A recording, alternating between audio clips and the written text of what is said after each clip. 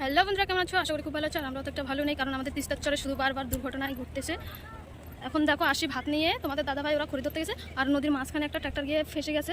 তো আমরা এখানে সবাই এসে দাঁড়িয়ে আছি, ভাত নিয়ে আসছি সবাই, কিন্তু এসে দেখি অন্যরকম। দেখো তোমাদেরকে ট্রাক্টরটা দেখাচ্ছি, নদীর মাঝখানেই আছে। এখন ট্রাক্টরটা টলি রেখে খড়ি টলি রেখে এখন এমনি পার হয়ে চলে আসতেছে, মানে প্রচুর প্রচুর জল বাড়তেছে। আমরা জানি না, মানে ভাবতে পারিনি যে এত জল বাড়তেছে। এখন তোমাদের দাদাভাই ওরা নদীর মাঝখানে আছে, আমার তো খুব টেনশন হচ্ছে। ওরা ওই যে ট্রাক্টর নিয়ে চলে আসছে, টলিটা নদীর মাঝখানে দাঁড়া করে রাখছে, জানি না কি হবে, কত খড়ি এখান দিয়ে ভেসে ভেসে যাচ্ছে। সবাই এখন অবাক হয়ে এখানটা বসে আছে, মানে খুব টেনশন হচ্ছে আর কি।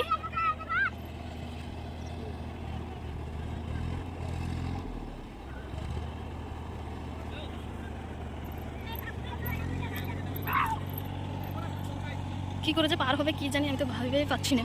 এখানটা প্রচুর প্রচুর স্রোত, আর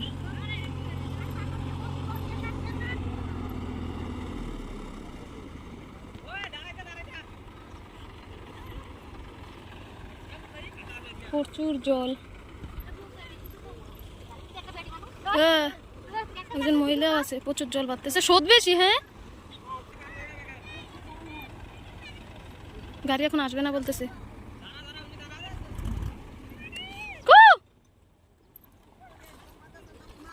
কেউ কেউ খড়িও তুলতেছে, আর এদিকে এখন বলছে ট্রাক্টরটা আসবে না, দাঁড়িয়ে আছে। জানি না কি হবে, ভগবান জানি। আসছি আমরা, তোমাদের দাদাভাই বাবা সবাই ওপারে আছে, খড়ি ধরতেছিল, কিন্তু এদিকে যে জল বাড়ছে ওদের খবরই নেই। এখন দেখো জল প্রচুর ঢেউ, আমার তো খুব টেনশন হচ্ছে। সে নদীর মাঝখানে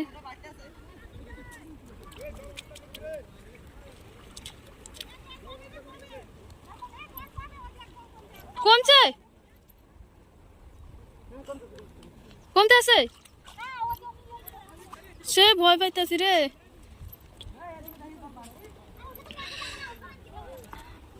প্রচুর প্রচুর টেনশন হচ্ছে আমার এখন।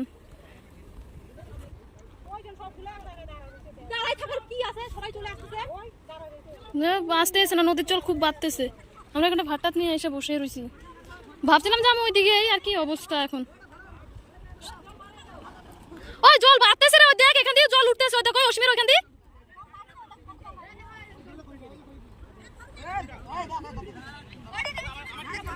জল বাড়তেছে, দেখ। ওই ফোন উঠায় না রে। আমরা এখন নদীর ঘাটে, দেখো জলের কি ঢেউ।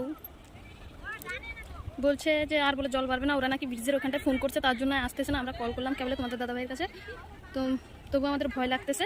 ভাত নিয়ে বসে আছি, তারপর যদি জল কমে হয়তো যাবো, জানি না জল কমবে কিনা। যে হিসাবে জল বাড়তেছে, সব মানুষ চারিদিকে মানে খড়ি ধরার জন্য এখন আরও নদী পার হচ্ছে। মানুষের ভয় নাই, মানে তবু খড়ি লাগবে, মরুক বা বাঁচুক। আমার তো খুবই ভয় লাগতেছে। দেখো জলের স্রোত কি, জলের প্রচুর প্রচুর ঢেউ। ওই যে ওরা ধরতেছে, ওইদিকে আরও কত মানুষ পার হচ্ছে।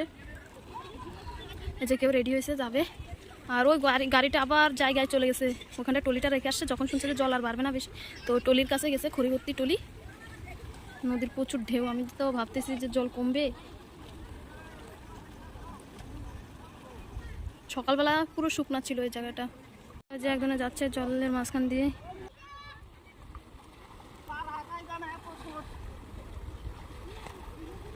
প্রচুর প্রচুর স্রোত নদীর মধ্যে। তো পের হয়ে গেছে, ও কি দূর খড়ি কেন ধরবে বলে, এই যে একটা খড়ি যাচ্ছে কত বড়। ওই যে রেডি হচ্ছে, ও দেখো কেউ ইয়ান দিয়ে রেডি হয়েছে খড়ি ধরার লাই। এবার আর মাঝখানে গেছে না। ও নামনে গাছ থেকে নামি, পার করতে পারবি? থাকবো, থাকবে। এত সুন্দর একটা জগৎ রশিদি বাঁধি, আর ওগুলো রশিদি নিয়ে যেতে বাঁধি সারা পার করলে কেমন নদী হয়। ভাত নিতে আইছে, গলা দিয়ে যাইতে আইছে, আর এগুলো খেলাইতে আছে।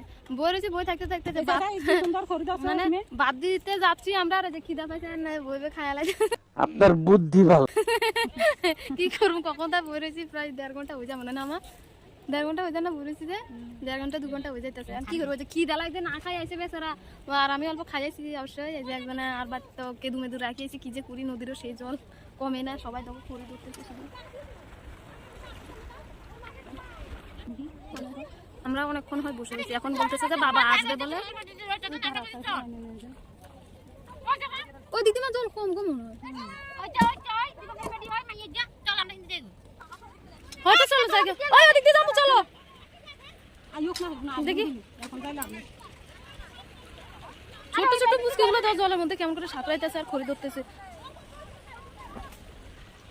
সবাই খড়ি ধরার নেশা দেখি আমরা কি করি এখন হয়তো আয়সা নিয়ে যাবে নইলে আমরাই যাইতে হবে ভেবেছিলাম যে আমরা যাব কিন্তু বাবা বললো যে তোরা আসতে পারবি না কারণ শাড়ি টাড়ি পরে সবাই আছে তো পরে জলের শুতে হয়তো কে কোথায় চলে যাব তার জন্য বাবা এসে এখন ভাত নিয়ে চলে যাচ্ছে তো আমরা বসে আছি বাবা সবার ভাত নিয়ে যাচ্ছে একসঙ্গে কিন্তু প্রচুর স্রোত একা একা জানি না পেরোতে পারবে কি না এদিকে দাদু নৌকো নিয়ে ওইদিকে যাচ্ছে মানে ছোলার নৌকা তো আমি ভাবলাম যে দাদু হয়তো পার করে দেবে কিন্তু দাদু ওইদিকে চলে গেছে তো বাবা একাই পার হয়ে যাচ্ছে এখন বাবাকে বারণ করেছিলাম যে যেতে আর হবে না কিন্তু বাবা বলছে যে আর অল্প খড়ি আছে এত কষ্ট করে সারা দিনটা ধরলাম আর একটু আছে আমি ওরা ওগুলো গুছিয়ে রেখে চলে আসবো তো বাবা কথা শুনলো না তো সব ভাত নিয়ে চলে গেছে কারণ সারাদিন ভাত খায়নি সবাই একসঙ্গে আছে আর এত স্রোত বাবা কোথায় নামছে আর কোথায় গিয়ে উঠছে তো আমরা এখন এপারে বসে আছি সবাই খড়ি ধরছে এদিকে মানে খড়ি আসছে কুসা খড়িগুলো তো আমরা ধরছি না কারণ খুব টেনশন আছি কারণ ওরা আছে ওইদিকে তো ভাবলাম যে বাবা যেহেতু চলে গেছে এবার আমরা বাড়ি চলে যাব 1 minute 37 seconds later. আমরা খাওয়া দাওয়া করে আবার এসেছি বাড়ির থেকে তাই যা আমি আর মা আসলাম এই যে মা বসে রয়েছে আর আমি বসে রয়েছি আর বাকিগুলা বাড়িতে আছে বাচ্চা কাচ্চা নিয়ে আর আমারটা তো রেখে আসি আর ওদেরকে পাড়া দিচ্ছি যে কখন পেরোবে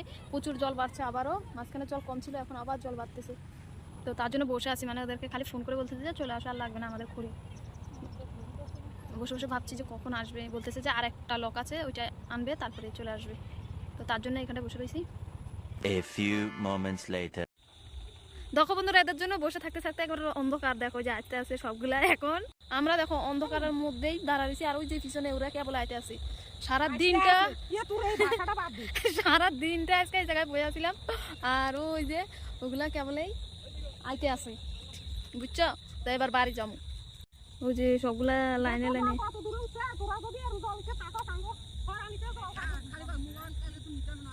মোবাইল নিতি না মোবাইল ফোন করতে করতে সারা দিনটা শেষ